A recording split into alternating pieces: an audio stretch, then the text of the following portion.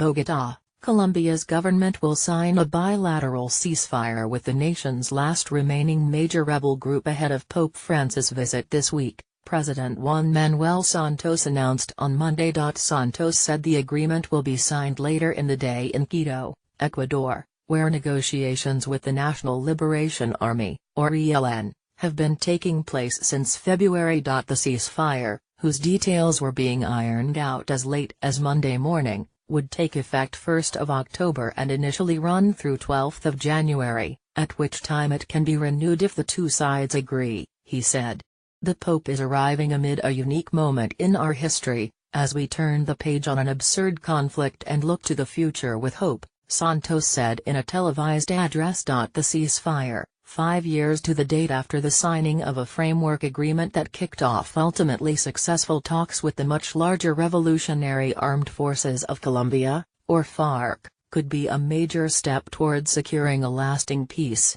More than 5 decades of conflict involving the two rebel movements, the army and right-wing paramilitary groups, have resulted in more than 260,000 deaths, the disappearance of tens of thousands of people and the displacement of 6 million. Reconciliation is expected to be a central theme of the visit by Francis, who in 2015 publicly urged government and FARC negotiators not to waste a chance to strike a lasting peace.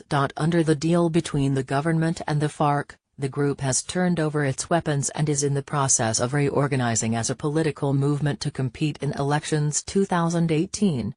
But negotiations with the more ideological and less centralized ELN have been slower since exploratory talks began more than 3 years ago. Unlike the FARC, which financed itself through involvement in Colombia's flourishing drug trade, the ELN funds its insurgency mainly through kidnappings and extortion. Until now it has refused to abandon those practices, earning the enmity of many Colombians who want Santos to take a tougher line in talks than he did with the FARC.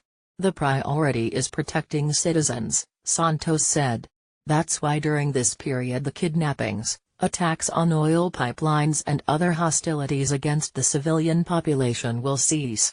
Labeled a terrorist group by both the United States and the European Union, the ELN has also stepped up its attacks on the nation's energy infrastructure in 2017. Last week state-run oil company Ecopetrol was forced to close the country's second-largest pipeline after it was blasted by a bomb, dumping crude into an adjacent watershed.